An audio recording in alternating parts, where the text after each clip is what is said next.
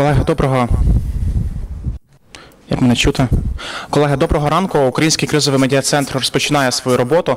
До слова запрошується речник Генерального штабу Збройних сил України, полковник Vladyslav Seleznyov. І далі у нас на скайп-зв'язку речник штабу АТО, підполковник Анатолій Stelmakh.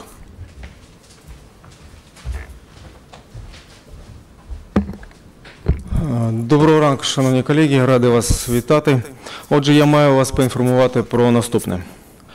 Заступник міністра оборони України з питань європейської інтеграції Ігор Долгов провів нараду, присвячену посиленню соціального захисту дітей військовослужбовців, які загинули або померли.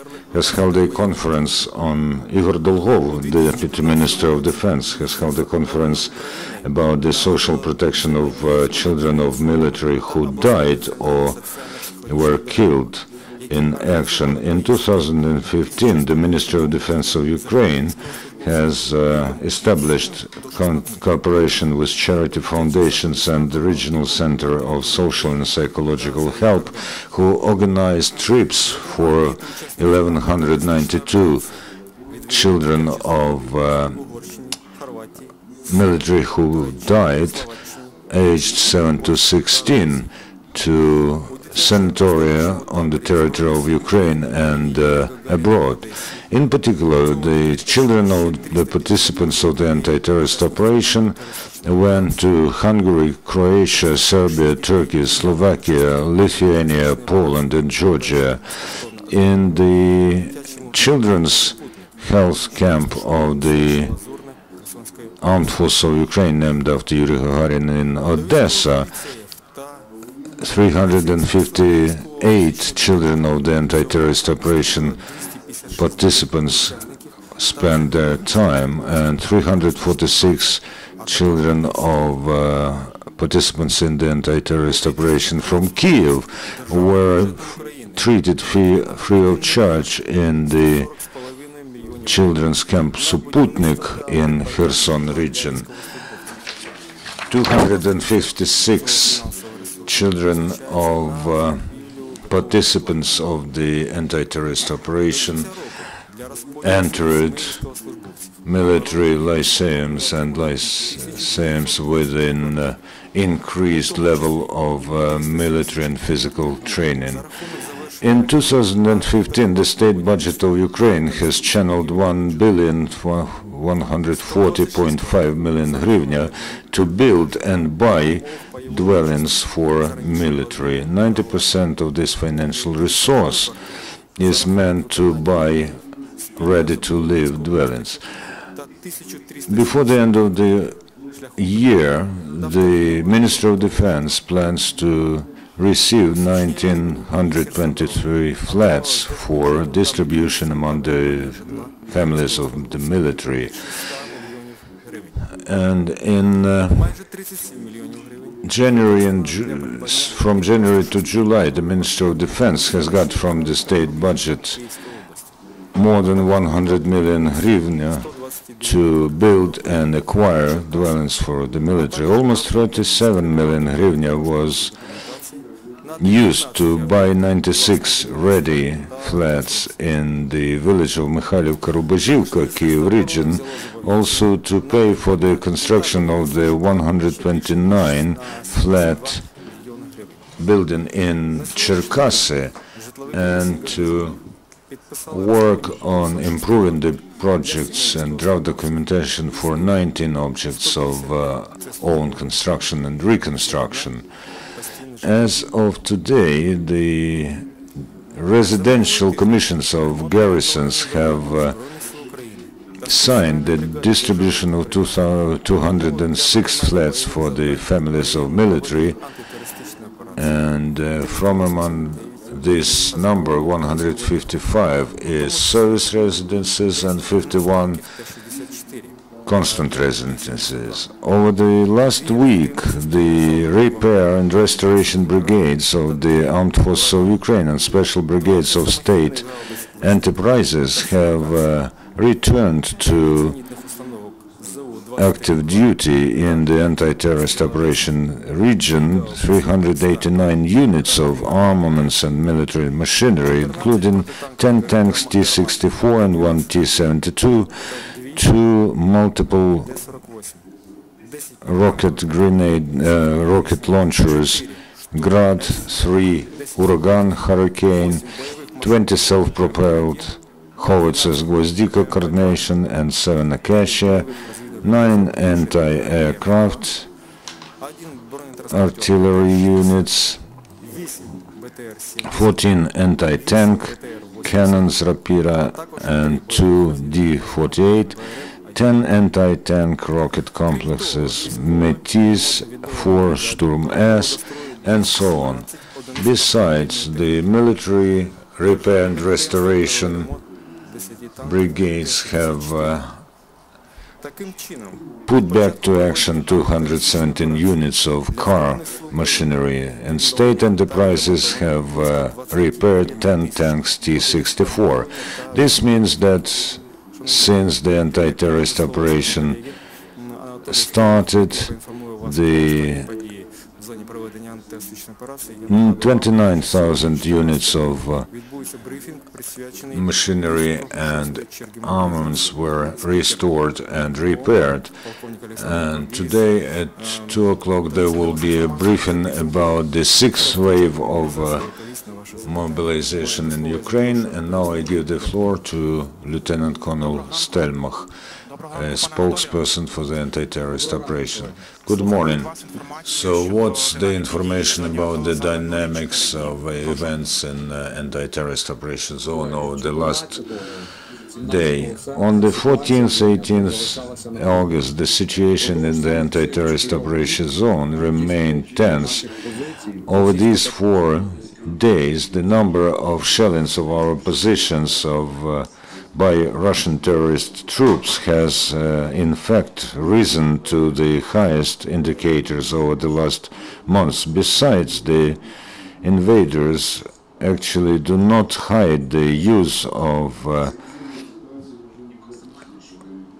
self-propelled missiles and cynically shell the civil buildings in Donbass.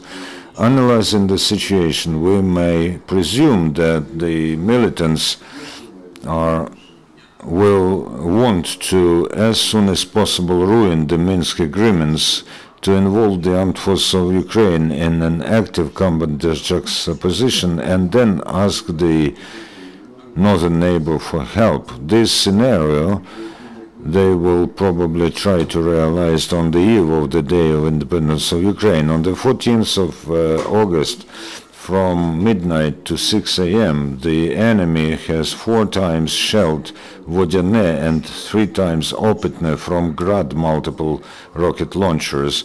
They also hit Krasnogorivka.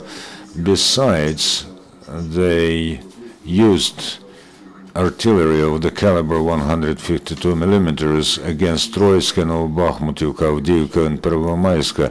They also hit targeted peaceful residences at approximately 1 a.m. in Avdiivka and Opitne. From 9:50 p.m., they again violated peace agreements, and they fired and shelled Nevelske, Piski, Opitne, and Vodyane. In general, over the 14th of August, the enemy has violated the regime of ceasefire 175 times. 19 times they used the self-propelled missile launchers Grad. On the 15th of August at 3:16 a.m., they have hit Pervomayske from Grad. In the vicinity of Mariupol, they shelled from mortars the anti-terrorist operation forces positions in settlements Talakivka, Starognativka, Granitne. Also, they hit Starognativka from 122 mm artillery at 10:25 a.m. At 9:53 p.m., they used Grad against the stronghold in Opitne, and they also used it at 10 p.m. in Avdiivka. Also in the vicinity of Mariupol at 10:30 p.m., the militants have shelled the positions of the anti-terrorist operation forces in Starognativka, and they hit peaceful residences in Chermalik from mortars. On the 16th of August in Luhansk region, the militants have concentrated their fire activity in the vicinity of Stanitsa Luhanska. They hit our positions 5 times from grenade launchers and 1 time from 120mm mortars. In the vicinity of Mariupol, the illegal armed formations have hit Novogrigorivka from 122mm artillery and mortars, and all at approximately 10 p.m. they used artillery caliber 152 against our positions in Granitne and Sartana, and they shelled Sartana from the direction of settlements Sakhanka and Kominternovo controlled by the militants. As a result of the shelling, 2 peaceful residents were killed and 6 were wounded, including an adolescent girl. Over 50 residential houses were used as a result of actions of militants in Sartana, and 5 were ruined by direct hits of the projectiles launched by the enemy. The monitors of the OSCE have come to Sartana and started to detect the results of the shelling. There's a in situ staff headquarters, which includes representatives of the local executive power, military, and the state emergency service, to expertly assess the results of the shelling and to provide necessary help to everybody who suffered. As a result of, by decision of local authorities, on the 15th of August, a day of mourning was proclaimed in Mariupol. Also on the 16th of August, the illegal armed formations have shelled our positions in Krasnogorivka, Pisky, Mariinka from 120mm mortars. And for an hour they were shelling the stronghold of the anti-terrorist operation in Troitsky from Grad, multiple rocket launchers, mortars, grenade launchers, and small firearms. They also targeted Opetne by Grad. On the 17th of August, the activity of militants in the anti-terrorist operation zone has significantly decreased. However, in the vicinity of Mariupol, at 6:45 p.m., the units of anti-terrorist operation Starognativka were hit by 120mm mortars. In general, over 14th to 17th August, the enemy has violated the regime of ceasefire 545 times. At the same time, as we glean from intelligence, the illegal armed formations have serious personnel problem, and they involve the personnel of the so-called People's Militia and Penitentiary Service, and they also involve the inmates. How does the General Staff comment on the yesterday's shelling? Well, Ksenia, the yesterday's events in the vicinity of Sakhanka is again a corroboration of the fact that they do not spare any effort to maximally sharpen the situation, and this is against the background of the events that happen along the state border. As you know, there's almost 50,000 Russian military along the Ukrainian-Russian border. In this way, the Russian Federation tries to pressure Ukraine, that is principally unyielding during the negotiations in Minsk. All the actions of the militants aimed at the escalation of the conflict is another corroboration of the fact that representatives of the so-called Donetsk and Luhansk People's Republics do not seek solution, but just increased tension. You talked about the constant residences for military. Did you mean also the families of those military personnel who died in action?